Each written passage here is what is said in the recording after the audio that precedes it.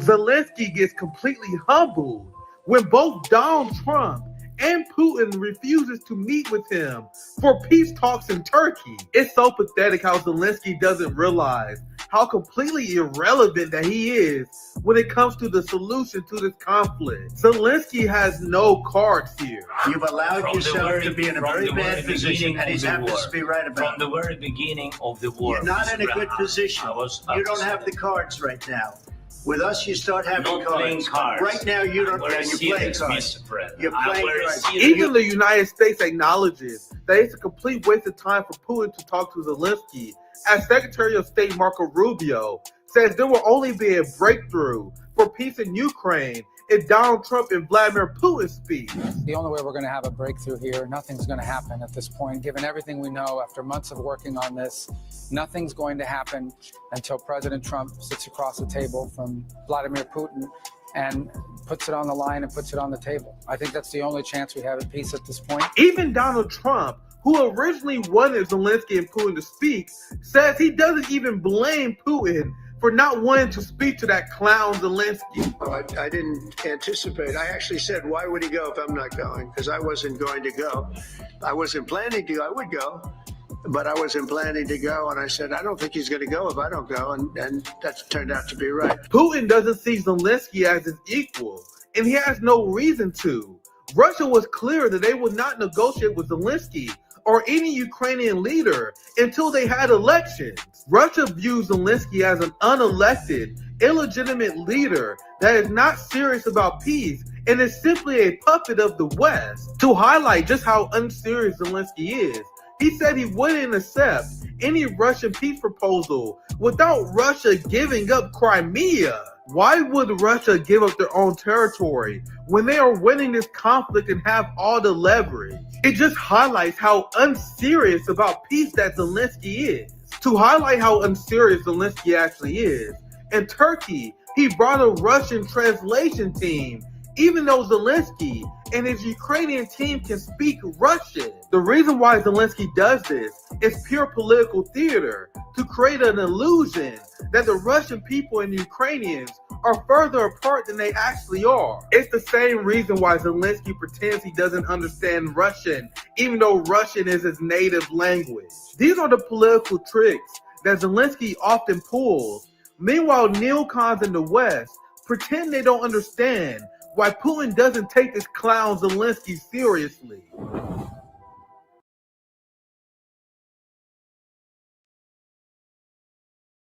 Donald Trump and MAGA are now celebrating a deal with Iran, the same deal that Iran has supported for years now. Donald Trump says the United States and Iran has reached a nuclear deal where Iran will stop the enrichment of uranium if the United States drops sanctions. So you're telling me that Donald Trump pulled out of the Iran deal during his first administration only to ink the same exact replica deal a few years later? The art of the deal in a nutshell. This is the same framework that Iran proposed during the Biden administration. The Biden administration continued Trump's hardline stance on Iran from his first term, refusing to negotiate with Iran and refusing to drop sanctions. Isn't it interesting how the Democrats paint Donald Trump as a crazy fascist and a threat to our democracy? Meanwhile, they essentially copied his entire foreign policy. The position of the Biden administration was refusing to negotiate with Iran and refusing to drop sanctions until Iran become compliant with the nuclear deal signed under Obama. Meanwhile, the position of Iran was that they had no reason to be under compliance of the nuclear deal that the United States pulled out of, and while the United States is still sanctioning them to death. Despite the belligerence of the Trump administration and the Biden administration, Iran still didn't pursue the development of a nuclear weapon in hopes that the United States one day would drop sanctions and rejoin the deal. And that is exactly what the Trump administration is doing now. Americans need to wake up and stop allowing Israel to drag us into needless conflict. What's poppin', my friends, my family? I have a special one for you guys today. Welcome to another edition of RBN Friday Live. We have an amazing guest. One of my friends joining us, Glenn Greenwald.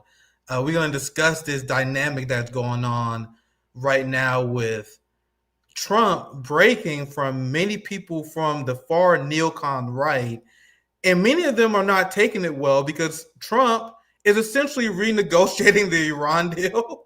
So we have neocons like Mark Levin and a lot of these House members that are throwing a tantrum. A lot of people throwing a tantrum over Trump's payment with Qatar.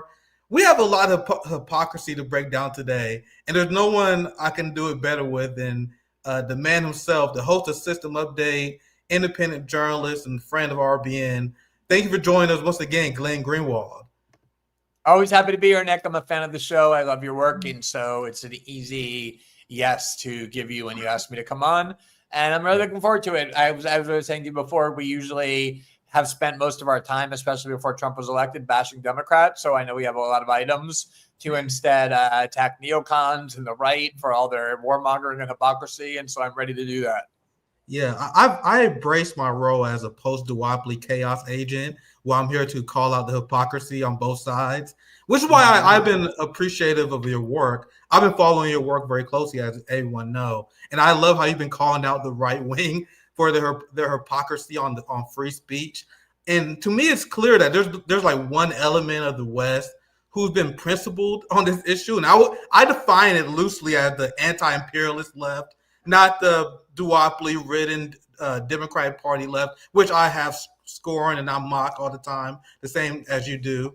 But there was this element of like libertarian, populist right who emerged. And a lot of these people, they made their entire careers off of fighting for free speech and pretending to support free speech. So just to get us warmed up, because we got much hypocrisy to break down today, I want you to discuss this trend that you have been seeing with these people who made their entire career, like Ben Shapiro is one of them. A lot of these Zionists on the right who now openly turn against free speech, when they're now arguing that green card holders, a lot of these students at universities, they have the right to deport them without due process. What's your take on what's going on with this hypocrisy on free speech we're seeing from the right, Glenn? Just to get us started here. So none of that surprises me at all. I was the first one, for example, when Bari Weiss got hired by the New York Times from the Wall Street Journal. At the time, she got hired along with Bret Stephens, where they were both going to work on the New York Times opinion section. And all the liberals were freaked out over Bret Stephens because he's pro-life and anti-immigration and a skeptic of climate change, just all the sort of mainstream right-wing views that liberals don't want to read in their precious New York Times. And I wrote an article to say, look, Bari Weiss is the way more consequential hire here, even though I know you don't know who she is. I had kind of watched what she was doing at the Wall Street Journal. I knew what she was going to do at the New York Times.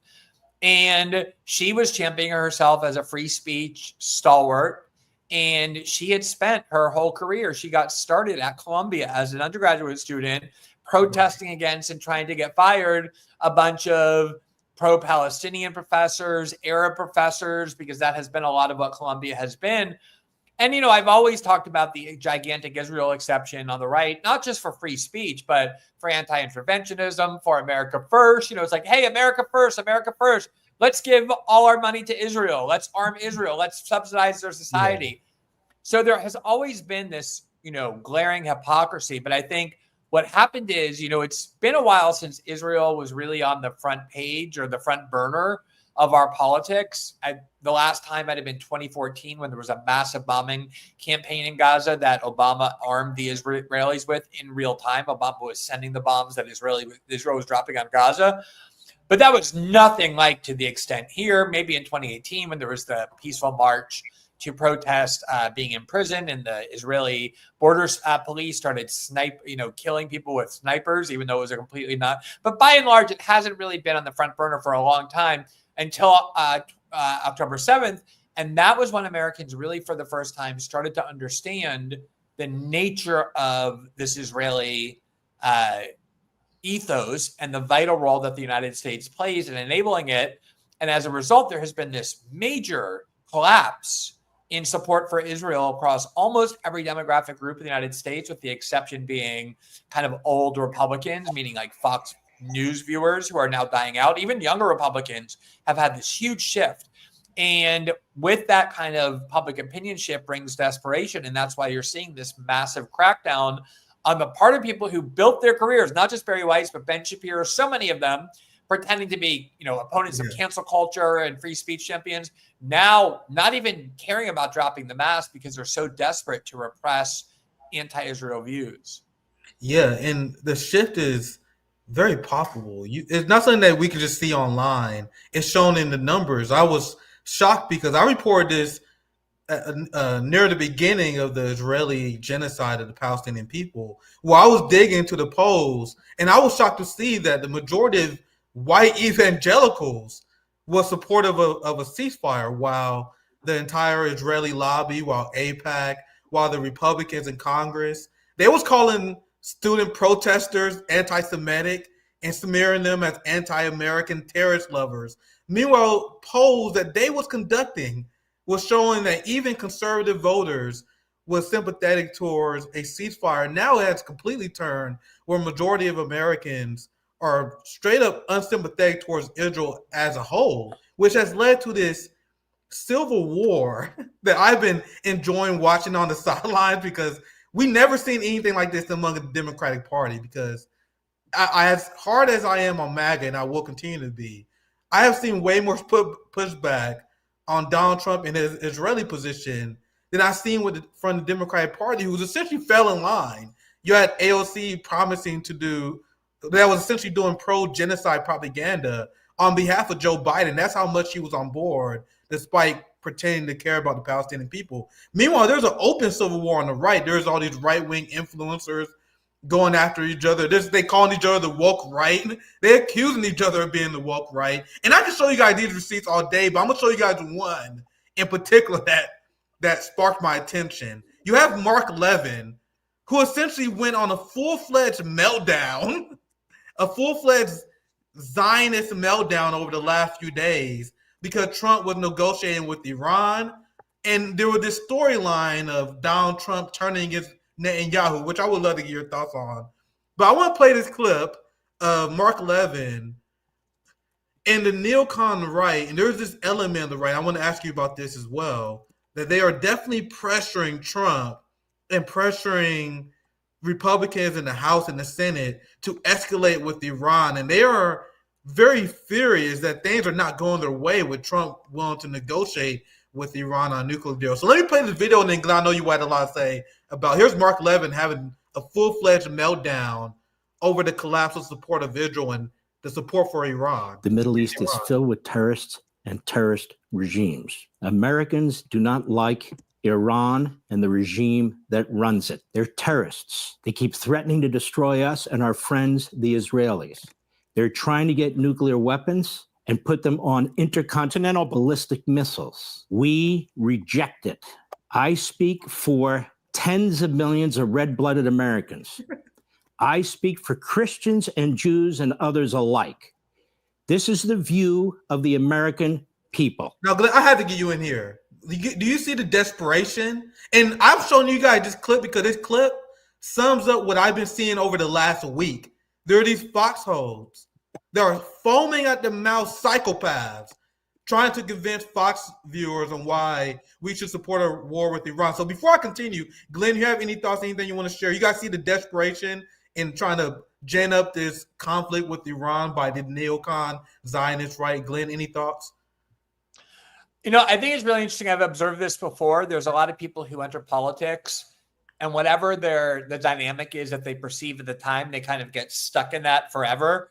There's all these liberal pundits who came of age when Bill Clinton cleaned out the quote unquote leftism of the Democratic Party, made it, new. And then from there on, they just always have this, fixed view that the only way Democrats can win elections is by repudiating and dumping on the left wing of their party. Like James Carville thinks that, all these people think that.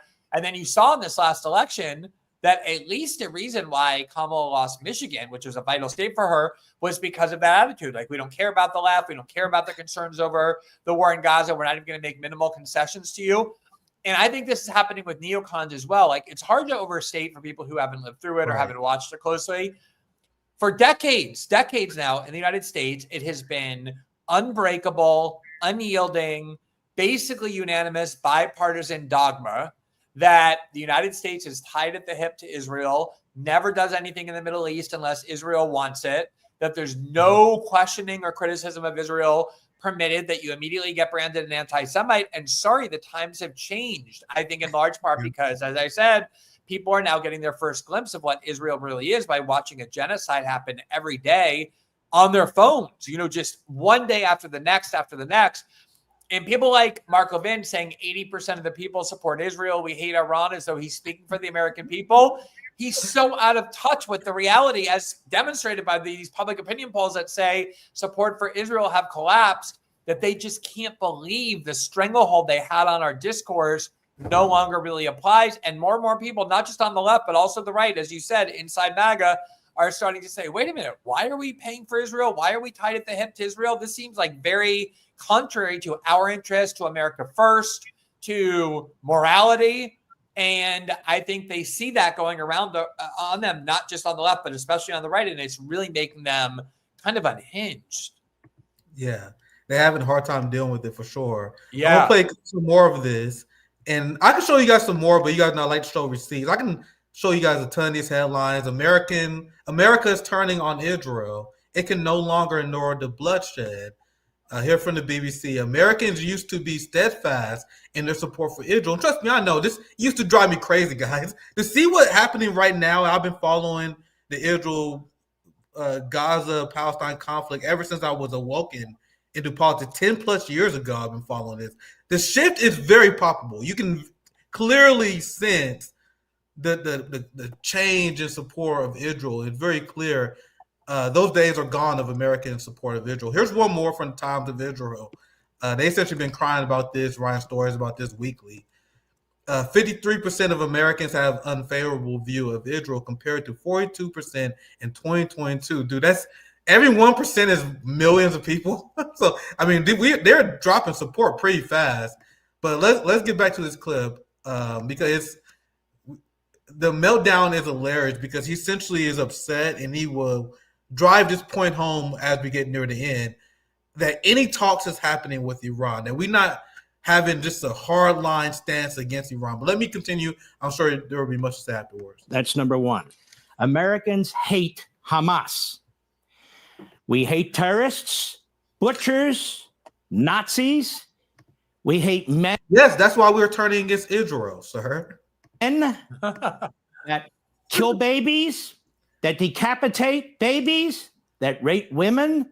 And I'm sorry to stop it again, but you guys see how just obvious projection, everything that he accuses our enemies of, the state that he loves and support more than the United States, I will argue, is what Israel is openly normalized. Yep.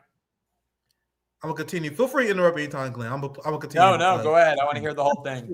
Live and attack young teenagers at festivals. I'll let it finish. We hate them. We despise them. We got real questions about Saudi Arabia and Saudi Arabia's role in 9/11. And the more that comes out, as the FBI just released some information about 6 to 8 months ago, the worse it looks that Saudi Arabia did in fact have a hand in helping Al-Qaeda attack us and kill over 2,000 of our fellow citizens.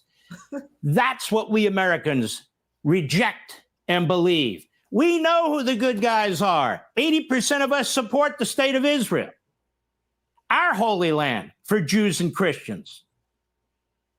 And most of us despise the terrorist and the terrorist regimes, all of which are one form of dictatorship or another. So that's the foundation.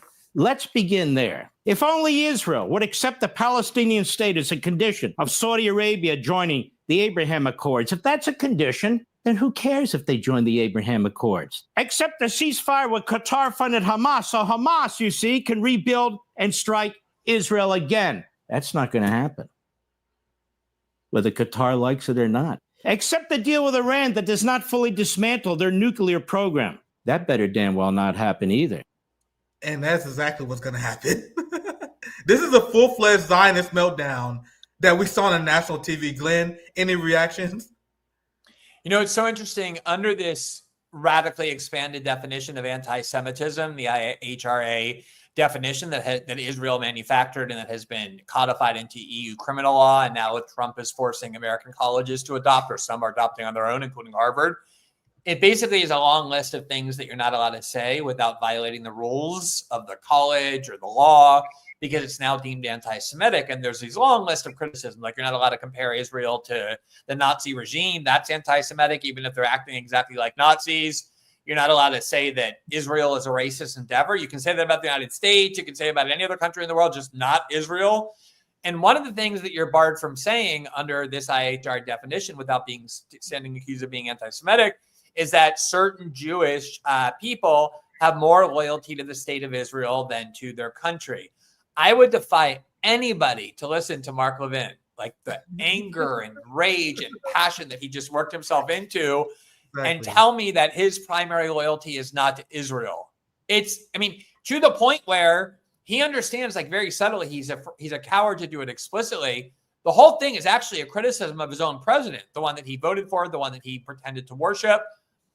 President Trump just got done making a 3-day pilgrimage, a 3-country pilgrimage to some of the most savagely dictatorial regimes on the planet that have long been close allies of the United States, not just Saudi Arabia, but the Emiratis and Qatar.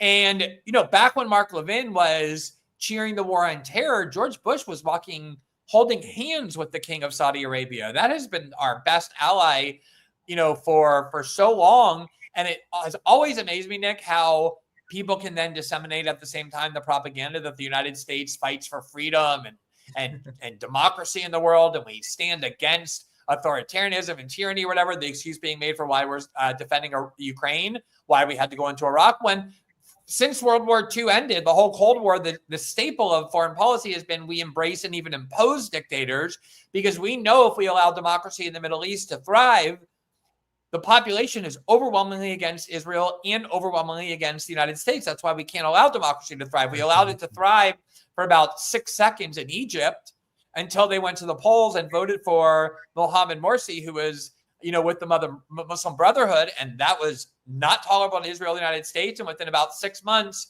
he was gone with a new Mubarak in place with General Sisi. So you see what our real posture is in the Middle East and elsewhere. It's not we hate tyrants, we hate dictators, we hate, it's that we actually love them. And President Trump just demonstrated that.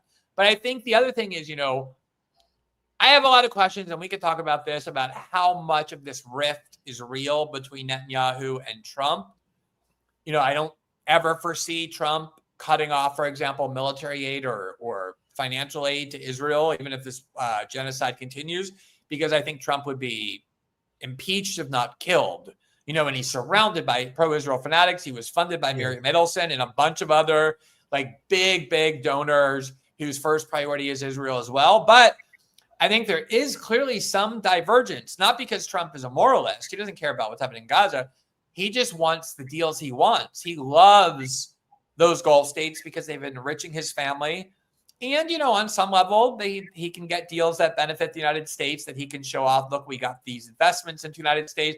He's not going to let Netanyahu or anyone stand in the way of himself and his family's enrichment, or even what he perceives as good for the country.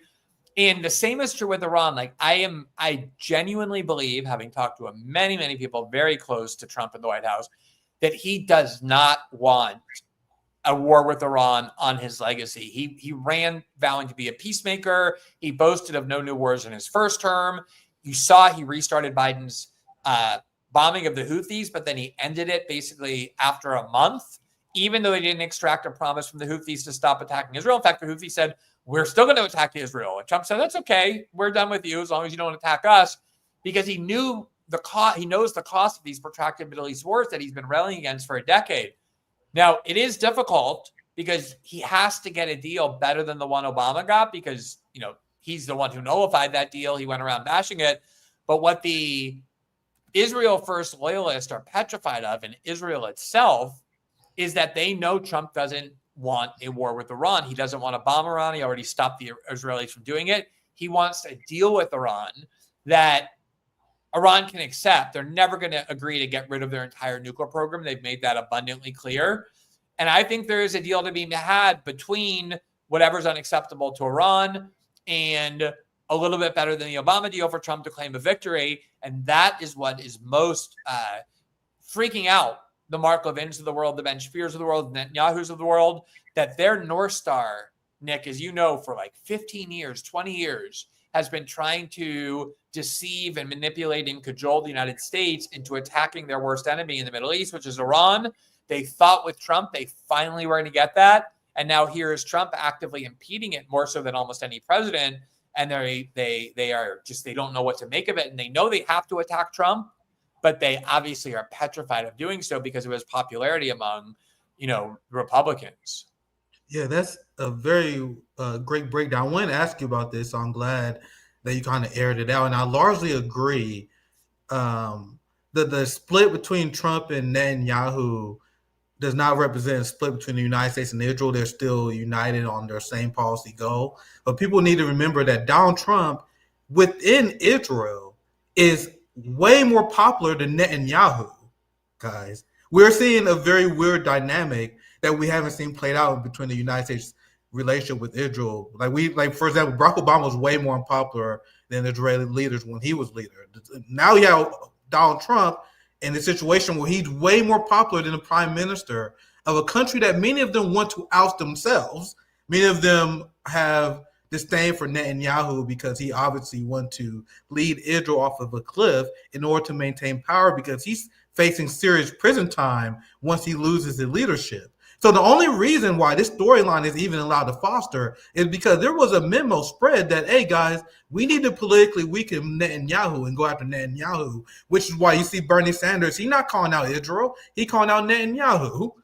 There's an open target on Netanyahu. He is the approved target. It also works for the Zionists because it can deflect anger and criticism of the Zionist entity as a whole, in the way the empire has been working with the Israeli state, like providing a diplomatic community at the UN, for example, providing arms and ammunition. It's a very well thought out ploy. It's very smart by the working class, because what Donald Trump and what the ruling class in the West want to do is they're trying to steer Israel off of the path of destruction that the Likud party led it on. It's a difference in strategy. So it's not like a real breakup between the United States and Israel. It's a breakup in strategy.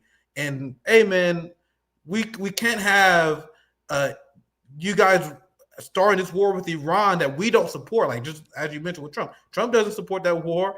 He knows the United States will have to fund that, to send boots on the ground for that war, not something that he wants. So that's kind of my take on that. I think you're mostly online, right on that.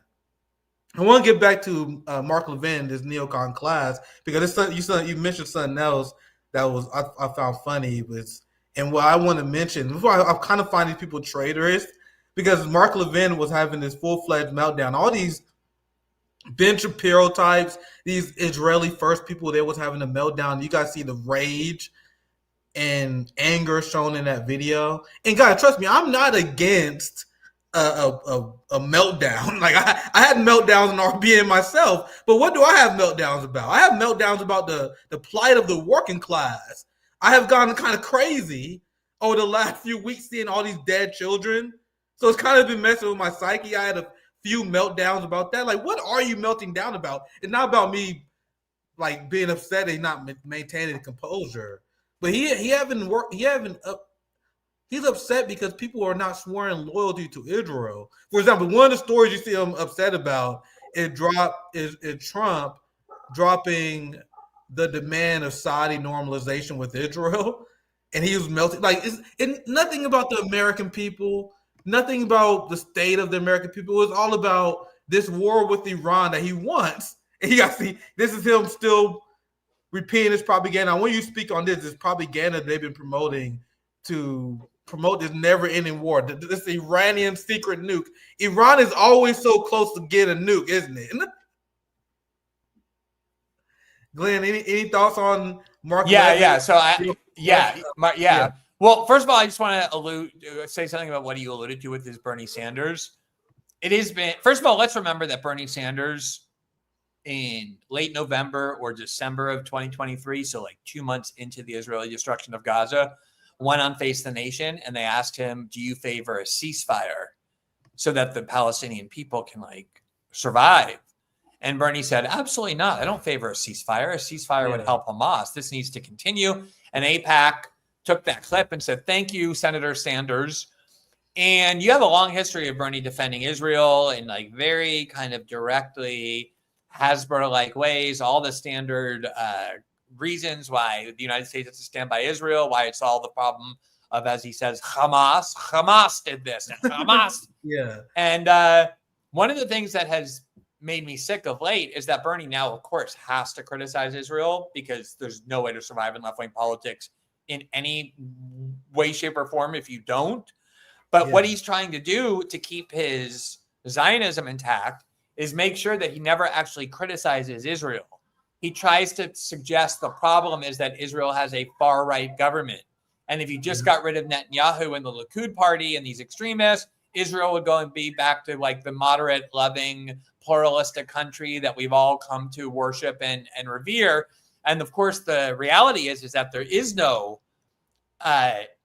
such wing in Israeli politics. I mean, the quote unquote opposition to Netanyahu is just as vehemently behind the war in Gaza as anybody in the government is. And, you know, for a long time, when we even thought there was kind of like a more moderate Labor Party type, these were all Zionists, like devoted Zionists. And Zionism as an ideology is an inherently Jewish supremacist ideology that requires the repression of the Palestinians.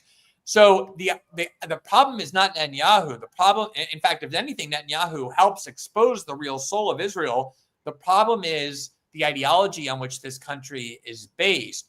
The other thing I will say, you know, about this kind of split between Trump and Netanyahu, which I actually think can be under Trump a little bit of a split between Israel and the United States, is that Trump is doing certain things that have been previously unthinkable. Like no president would have considered doing these things since back to Bush 41. Reagan often told the Israelis, F off, and no, you're not doing that, and you need to stop this. He called what they were doing in Lebanon a Holocaust and demanded they stop, and then pulled those barracks out of Lebanon once it got bombed by Hezbollah. But then the Bush 41 administration, you know, tried to tell Israel, you know, you need to stop these West Bank settlements because we, the United States, want a two-state solution, because until there is, we can't advance our interests. We can't even operate in the Middle East because everyone in the Middle East hates us because of you.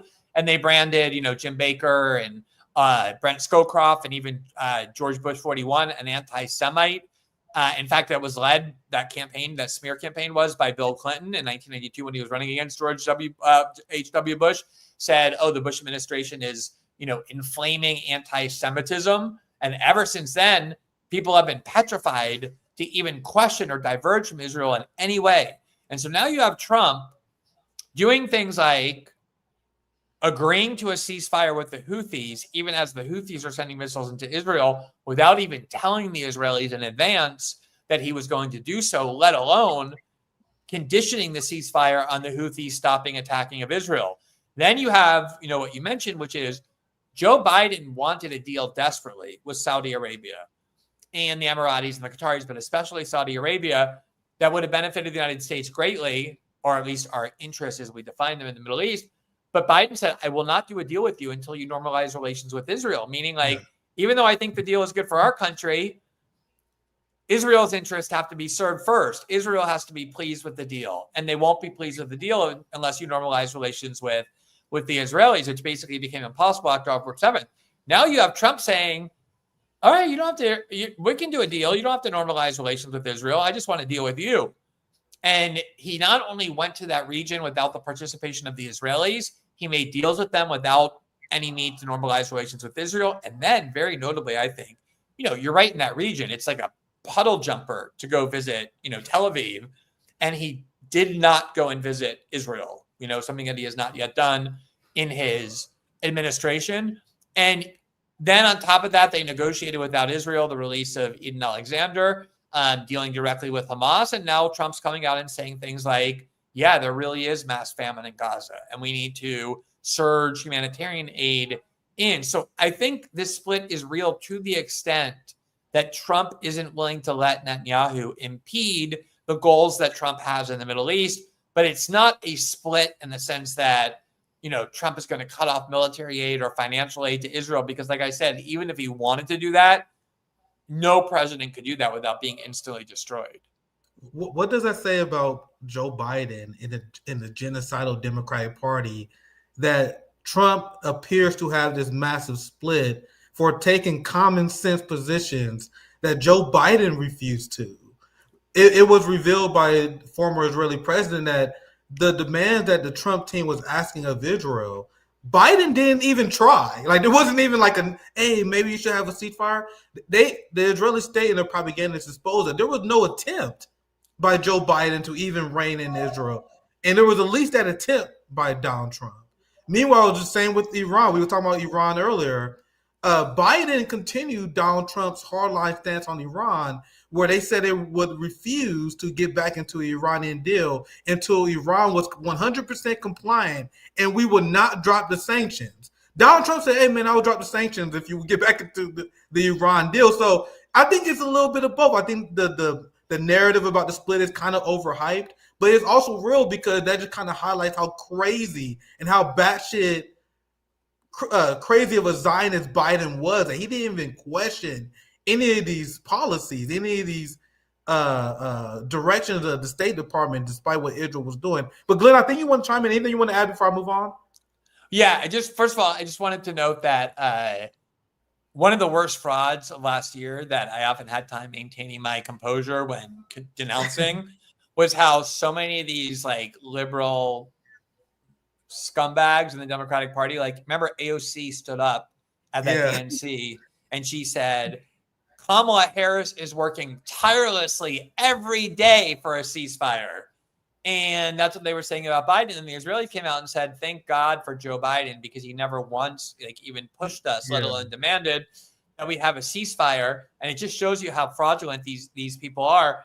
But the other thing is, I think that it's so interesting, Nick. I don't know if you've seen this, but like there are a lot of like left liberal types, like the kind that are, loyal to the DNC, that want to be perceived as leftist, who are now coming out and saying, oh, wow, like, I can't believe it, but I have to admit, like, Trump's foreign policy seems to be better than Biden's.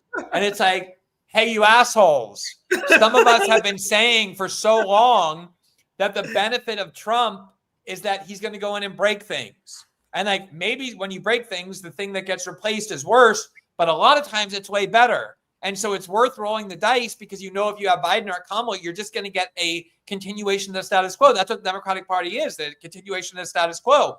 Trump came to politics ranting against neoconservatism and the, regime change wars in Iraq and all of that. And I always thought that there was more room in the Republican Party as well. You have the success of Ron Paul, the Pat Buchanan going back ages, who was a, anti-war isolationist. And you could see that within the Republican Party, including the leading pundit class, there was this major move toward withdrawing from these wars and these, military industrial complex chains that we've lived under for so long. And so, yeah, the Israelis are saying like, wow, not even Joe Biden pushed us to do any of that. Joe Biden would never have done deals without us in the Middle East. And so you have a lot of these liberal commentators who have been calling me a fascist and a fascist enabler and a far right. Yeah, just because I've been noticing that there does seem to be a lot more vibrancy in the debates and even like a willingness to go further in the Republican Party, or specifically in the MAGA movement, not the Republican establishment, than there is in the Democratic Party. Yeah, a part of that is anger. They will never forgive us for being right because they accuse us of being red, brown. They are super late. Like, I've seen a lot of the same DSA type people that not even worth mentioning that would like smear us, because they used to smear us because they would call me a wrecker for attacking AOC. Those same people are now calling out AOC now. Like, part of the anger is they would never admit that you was right. Just like Cenk, he's now coming out and saying, yeah, don't you know that there's actually an anti-war movement part of MAGA? Like, bro, you smeared Glenn, Jimmy, and many people for years for saying that. You know what it reminds me of, Nick? I remember very well, like, when people were protesting the Iraq War, in like 2002 into the run-up of 2003, or being against it, all of them got smeared. Oh, these dirty Saddam apologists, these disgusting, communists or whatever. And then when the establishment was forced to admit that actually the Iraq war was a terrible mistake, we should never have done it, they never went back and said, oh, we apologize to the people we smeared. The idea was like, no, those are really bad people. They got right. They were right just for terrible reasons. But when we say it was wrong, that's when it really counts. And you're seeing that now a lot with all these people, these magazines and these center establishment politicians coming out and saying, you know what, it's time to admit that this really is a genocide in Gaza. You think they're going to go back and apologize to the student protest movement, throughout the United States that they were smearing as anti-Semitic? Of course not. They're going to say, no, those people really are anti-Semitic haters. They just were opposed to the war because they hate Israel. But we're the credible, good people. And now we can say that it's wrong now that we're willing to say it. It's always like that. And it's the same with this exact issue. You're still a MAGA apologist if you were saying this in 2022, that maybe there's some anti-war sentiment in the Republican Party that's not in the Democratic Party. But now it's okay to say it. Yep. And you notice that the people who told the truth about AOC, the people who called her out for the sellout she was, people would never admit we was right. The same way that the people who, just like AOC, you guys know AOC, she was the person who went to bat for Joe Biden the hardest when they was having this discussion about whether Joe Biden was mentally fit or not, and she was very upset about any conversations about replacing them on top of the ticket. Which goes to the conversation we're talking about now, because you guys notice within the Democratic Party, all the people who was the strongest defenders of Joe Biden, all the people who was wrong about Kamala Harris and her chances, they was promoted within the party. They got new shows. Simone Sanders, she got like a new show on MSNBC. She was the most diehard Biden defender. She was the one. I remember to this day. She went on MSNBC when like Marianne Williamson and like RFK Jr. were trying to run, and Dean Phillips, and she's like, "There's not going to be any primary in the Democratic Party. That's just how it is. Joe Biden is the president. He's the leader of our party. When he says he wants to run for president, there's no primaries permitted."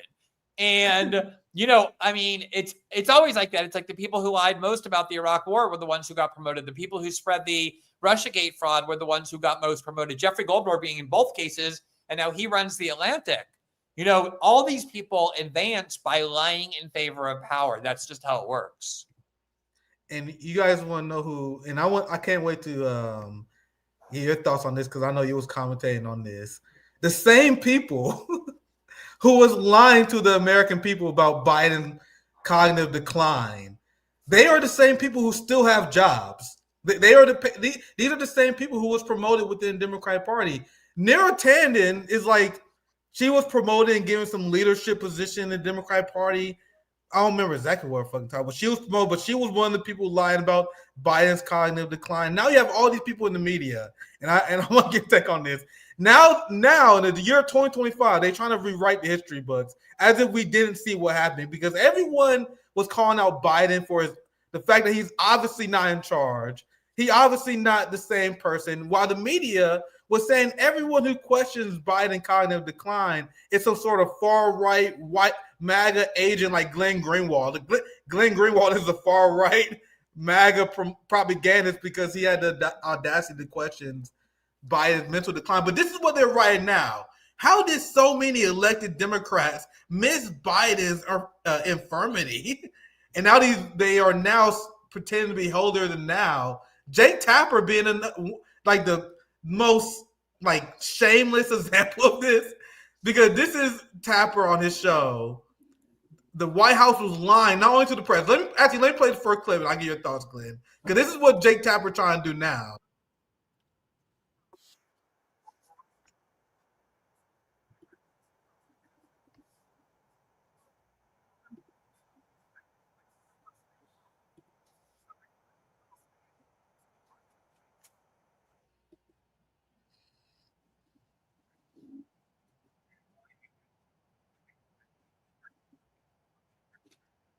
Can you guys hear it? Glenn, can you hear it? I think some people No, I can't hear it. No. All right. Let me fix it. I think there's a glitch.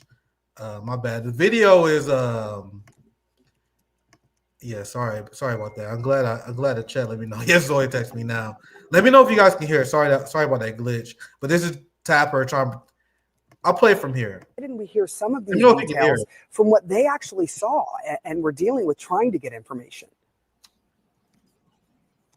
Well, Alex Thompson and Is that still off? I can hear it now. You can hear it? Okay. Yeah. We were on the case, as were lots of other reporters, trying to figure out what was going on behind the scenes.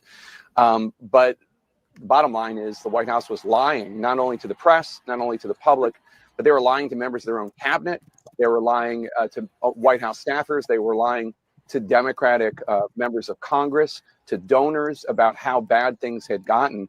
And in fact, Alex and I started writing this book after the election of 2024. And we spoke with more than 200 people, almost all of whom were Democrats, and almost all of whom wouldn't be honest with us or wouldn't be candid with us until after the election.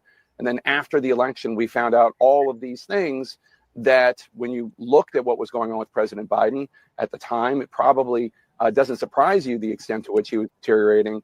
But now we have anecdotes and facts about what was really going on behind the scenes with details that Democrats wouldn't share with us until after Election Day. Glenn, you guys, now he has a book and now he has to tell it all. He about to reveal the truth, Glenn. Nick, I think you're trying purposely to raise my blood pressure by playing for me all the worst scumbags in media and politics and then forcing me to comment on them. And it's working. Yeah. Here's the thing. This is their attempt to rewrite history. So this book argues that the reason nobody knew that Biden was cognitively impaired is because the White House covered it up and concealed it. So this book is presenting it itself as like the journalistic, uncovering of this White House scandal that prevented these poor journalists from not knowing that Biden was in cognitive decline. Now, I wrote an article in 2019 and 2020. I don't know if you remember this, but when Biden was running and it came down to Biden versus Bernie because Obama bribed/threatened everybody out of the race besides those two. That was when people started raising the issue. Like, I don't think Biden can win. He's too old. He's cognitively impaired. And then that was when the Democrats started saying, this is a disgusting low blow by Bernie supporters and now by MAGA people. How dare you question his cognitive abilities? When in fact, it was the Democratic Party, the consultants and the operatives and the mainstream DNC people who were the first to raise this all the way back in 2018 because they were petrified that Biden was going to get the nomination simply because he was the most, the biggest name recognition. He had stood by Obama for 8 years as vice president, seemed like the natural successor. And they knew that Biden was going to be a disaster and couldn't win because he was in cognitive decline.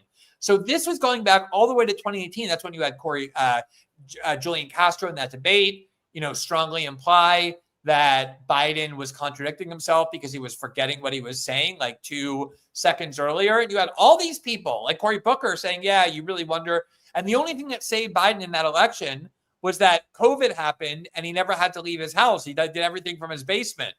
So he didn't have to withstand the rigors of the campaign. But even then, the interviews were a disaster. So it's not like people only started seeing this in 2023 and 2024. It went all the way back to 2019 and 2020 when it was so obvious. But okay, even in 2023 and 2024, polls showed, and it was a major reason for Biden's weakness and vulnerability to lose his reelection bid, that people just believed he was too old and was no longer cognitively capable of running the country. So you had opinion polls overwhelmingly seeing this. You had all kinds of people in independent media, and then you had people on the right who were saying this. And then the only people who were denying it were Democratic Party politicians who kept saying one after the next, oh no, I was just with the president. He's sharper than ever. And then media figures like Jake Tapper, who every time he would have somebody on his show who would raise the issue of cognitive decline, he would just malign them. I'll tell you one example. Laura Trump was in some event and she said that actually she feels very uncomfortable when she watches Biden. And she's like kind of rooting for him, saying like, yeah, Joe, just get to the end of the sentence, get it out. And she was obviously talking about his inability to complete sentences, which the whole country had seen. She then went on Jake Tapper and he said to her, basically like, how do you sleep at night? Do you understand the bullying atmosphere that you're creating for kids with stutters? Like, going back to that same stutter thing, like, and she was like, what? I've never seen Joe Biden with a stutter before. I was talking about his cognitive decline. I didn't even know there was a stutter. And then, because Joe Biden doesn't have a stutter. And then he interrupted her and said, yeah, I'm not going to let you bring up cognitive decline. You have no basis for that. There's no evidence for it. So now you have this person in the media who led the way in like attacking and maligning and destroying the credibility of anybody who raises this issue, now writing a book pretending that he was the victim because he was the one who was deceived when he was doing the deception. Same with all of these Democratic Party, politicians who are now saying in light of this book, like, yeah, we really have to confront what Biden did. We have to understand why the Biden team let this happen. It's like, no, bitches, you all knew that his brain was melting. Anyone could see it from a distance, let alone up close. And you lied on purpose because you didn't care and you wanted him to win the election so badly that you were willing to cover it up. And now it's like, they're all like, oh, we weren't part of the cover up. We were the victims of the cover up. And Jake Tapper is now profiting greatly because his book is selling a lot of copies on this whole scam. Jesus. And it's just the kind of thing that drives people insane about the media. And it's why they're so vilified and hated, justifiably so. And they pretend like the internet doesn't exist. like Jake, as if there wasn't a way we can look back and analyze your previous statements and compare it to the. You don't think we can do that, sir? So I will just play just a little bit of this. It's obvious that this guy's full of shit. How do you think it makes little kids with stutters feel when they see you make a comment like that? It's very clearly a cognitive decline. Okay. That's what I'm referring to. It makes me uncomfortable. You have no. I can't. That's so amazing. It's so amazing to me that try and figure out an answer. A cognitive decline. President Biden embraces his stutter, talking about it, while Trump mocks it, exaggerates it, belittles it. He's sharp physically. I mean, mentally. Yeah. I think the question is physically, right? Right. More so? Right. Right. And the guy who's his chief opponent is only 3 or 4 years younger than him. Exactly. I mean, you have questioned President Biden. This is the guy that's going around wagging the finger at the Democratic Party and pretending that he's the one who discovered this.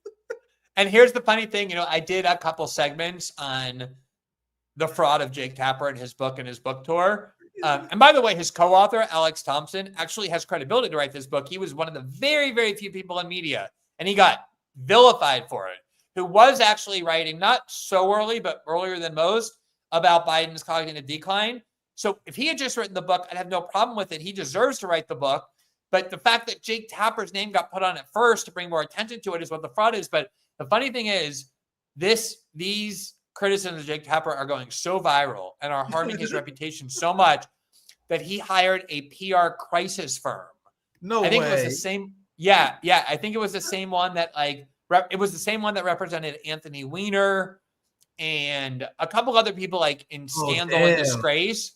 And so this PR crisis firm has been sending to every media outlet they can find this huge attack on me, saying I took those videos out of context, like the ones that you just played, that I'm like purposely deceiving the meaning of it. And there was like an article in the Daily Beast, and the headline was Jake Tapper like scorches MAGA backer, that was me, for deceitful video. And said journalist Glenn Greenwald put in his place by Jake Tapper's team. And it's amazing that he has a crisis PR team because the scam is so obvious. And I would hire a crisis PR team if I were him too, because they going it's after hard you? to imagine. Yeah, because I did a lot of these segments that went viral on X and had a big audience on YouTube and stuff. And he knows I'm leading the way too, because I don't like him anyway before this, but I've been really pounding the drum on X where he spends all his days. And if you look at any Jake Tapper post about this book, there's 6 retweets, 36 likes, and then 3,000 comments underneath. You have to be kidding. You know it's going bad when you hiring a crisis firm. The ones who represent people in really disgraceful scandals, like sex scandals or financial improprieties. That's who he has working for him. Imagine the state of mind had to be the kind of person who does this. The kind of the narcissist that's on CNN, the self-centered, the kind of person who can be a Jake Tapper. is the kind of person who will hire a crisis management. But what I find interesting, which is more substantive, because we're having a little bit of fun here. One of the more substantive things I find interesting about this story, about where everyone is piling on Joe Biden, because Democrats are historically unpopular, and they're trying to brainstorm and figure out a way to get out of this. Because Donald Trump has bad numbers compared to average president, but despite Trump's numbers, Democrats haven't benefited from it. You would think that if you have an unpopular president like Donald Trump, the opposition party would benefit. It actually been the exact opposite. Their numbers is worse than Donald Trump. So their new big brain strategy, Glenn, is that now they're going to get together and admit to the American people that we messed up and we're going to throw this old man under the bus. This is their national strategy. This will be the last clip I'll play on this. Damn, this show kind of flying by, isn't it? I'll play this clip here. This is Beto O'Rourke, who's leading the charge on this.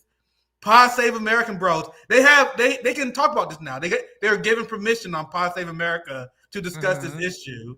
So here's Beto O'Rourke, and they have done segments on MSNBC where they trash Joe Biden, saying Joe Biden brought us Trump. So their new strategy to rehabilitate their image is to throw the old guard completely under the bus. Not our fault, guys. It was all Joe Biden's fault. Kind of like pretending the problem with Israel is Netanyahu. It's like, oh, yeah, there's no problem with the Democratic Party. We just had this one bad old man who did bad things. And once we get rid of him, we're the good Democrats again. Yeah, listen to this nonsense and you can reply to it. Just to be clear, Biden should not have run again. And to be even more clear, he failed this country in the most important job that he had. In fact, the entire rationale for his presidency the first time and the rationale he tried to sell us on for his attempt to run for re-election. Only I can stop Donald Trump. And he failed to do that. And it's not just you and me, but our kids and grandkids and the generations that follow that might have to pay the price for this. We might very well lose. It's Joe Biden. He failed the entire generation of people. It's not the Democratic Party who failed to distance themselves from genocide. That's not the reason. It's not the failed economic and from neoliberalism and dumping the working class and becoming the party of the affluent and just like constantly talking down to people with these like ancillary issues.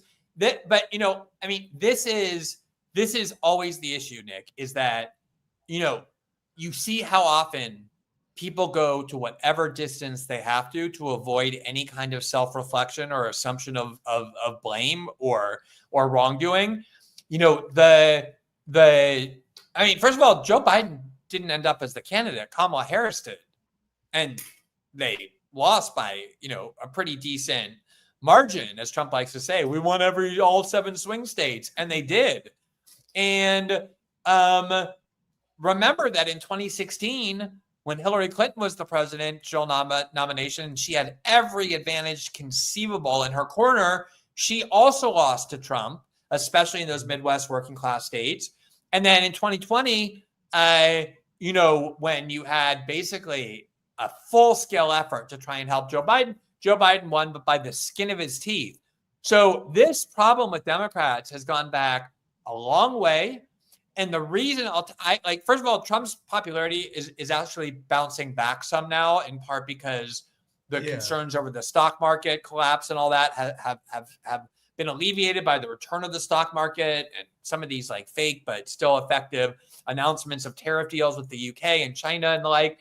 But the problem is that whatever you want to say about Trump, he obviously stands for things. Like when you hear Trump, you immediately associate him with certain issues where he has taken a very strong stand defending a certain set of political values.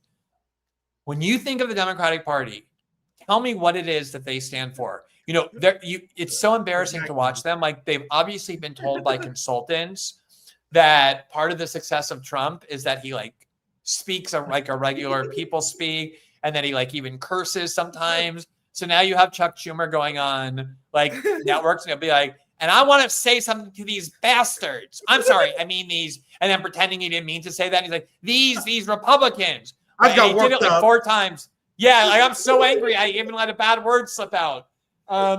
And you had like David Hogg. I don't know if you saw on Meet the Press. He was like, Oh, don't "Yeah, get me we just need to be the." He's like, "We just need to go back being the party that gives young people what they want, which is getting laid and having fun." And it's like a year and a half ago, you were the wokest person ever, speaking in like these delicate languages, and now you just had like a rhetorical transformation, and a personality transplant. But the problem is there's no substance to it. And this was so obvious with Kamala from the start. I don't know how many times I said this. I'm sure you did too. She ran a purposely substance-free campaign.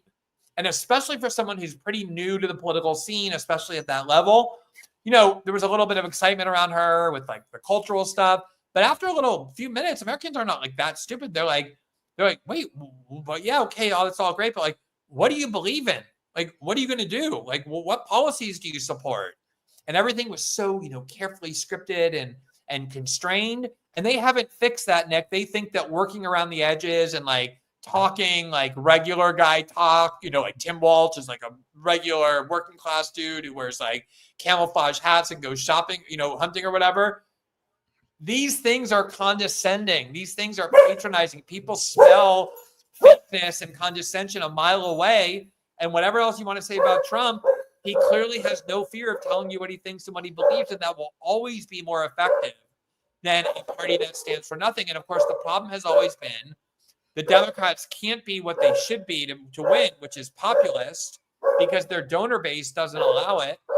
And that means that the only thing they can do is just spout rhetoric that that they have no credibility to spout because they never back it up with actions.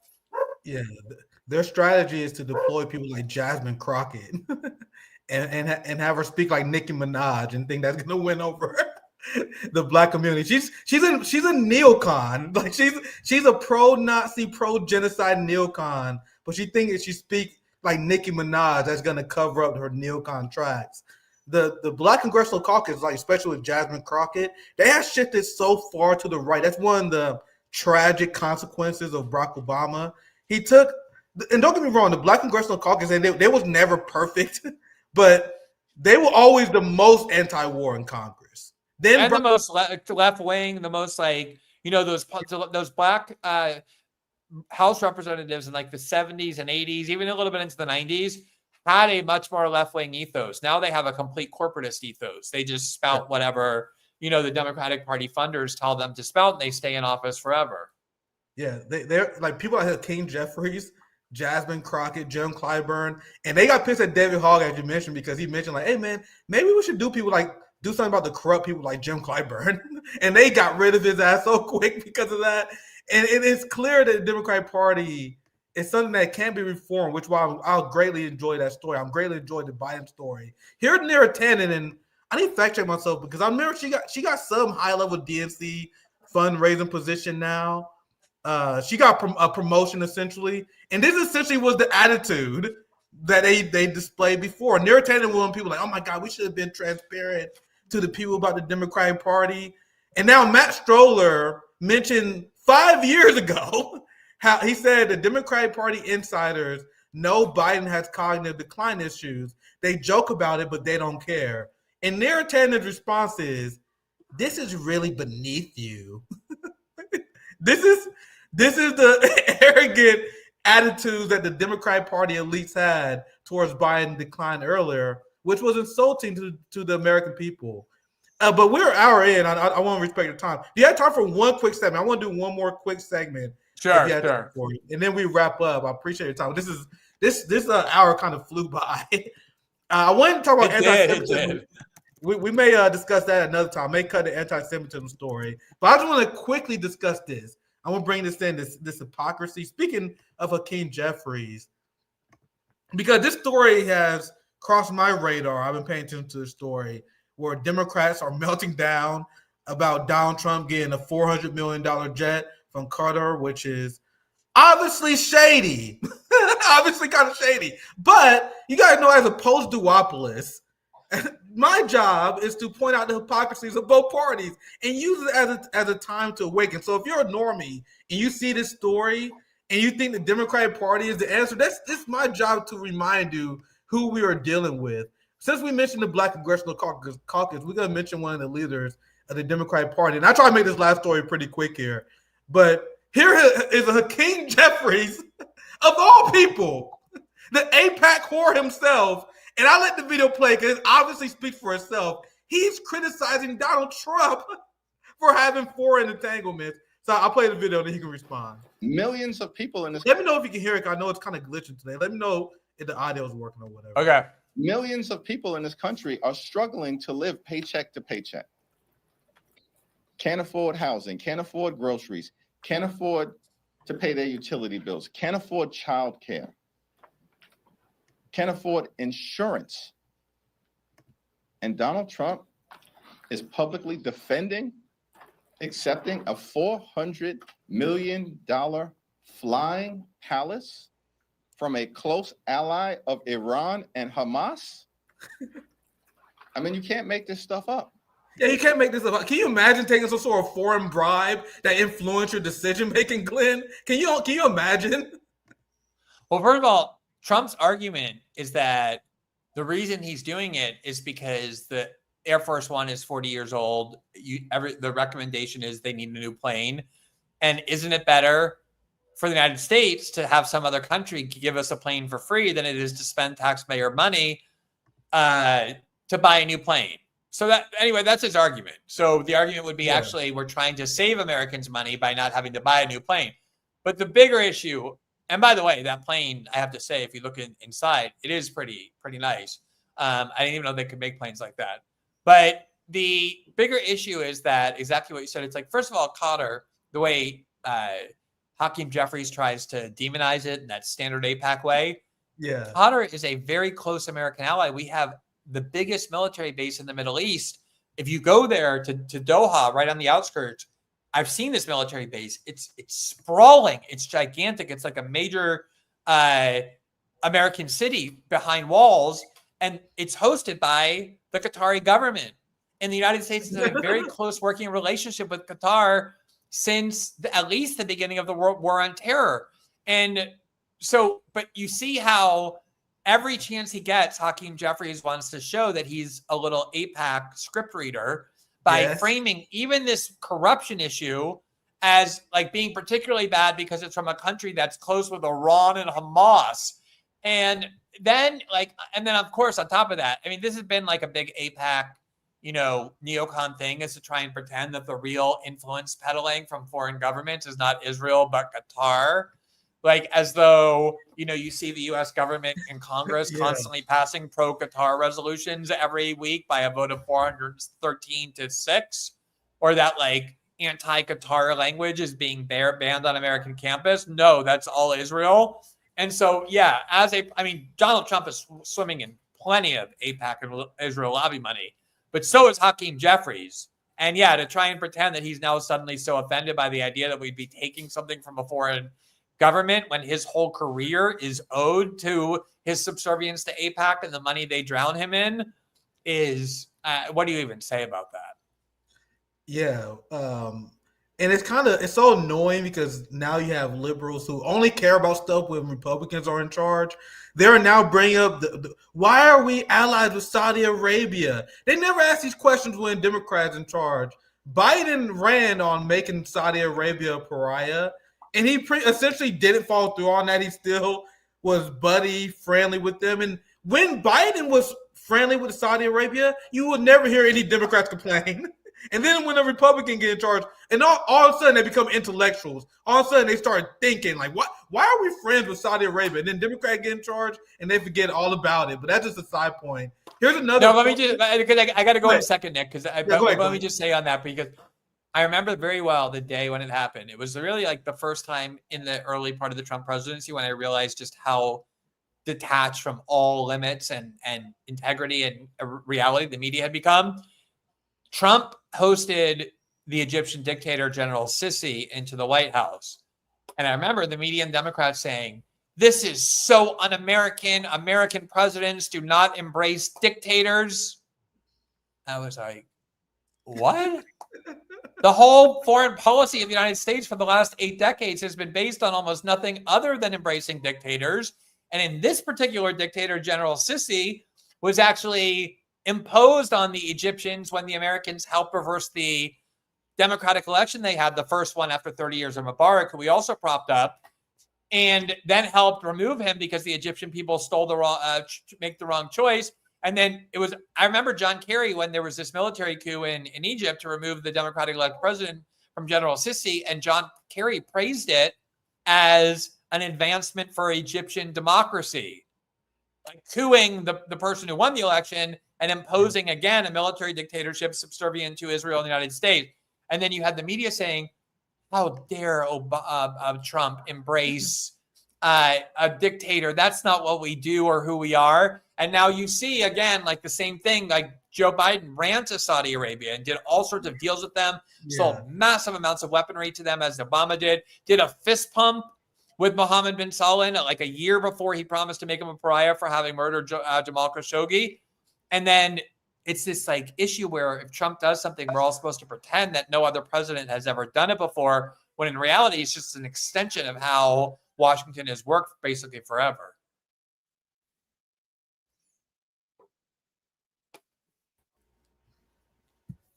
Oh, sorry about that, Glenn. No worries. All right, but I appreciate your time, man. This episode flew by. It did. I was amazed when I looked at it, and I was like, "Wow, that really did fly by." I appreciate your I'm time. always happy to come back on. Yeah, keep up the great work. We'll talk again soon. Yeah, definitely always great having you on. Make sure you guys check out Glenn. I'm sure you guys do. I'm a big fan of your work. Make sure you guys check out Glenn. Always great to have you on. Always great to talk. Make sure you guys make sure you like, share, subscribe. Check out Glenn's work at System Update. Appreciate you guys. Have a great rest of your weekend. Take care, y'all.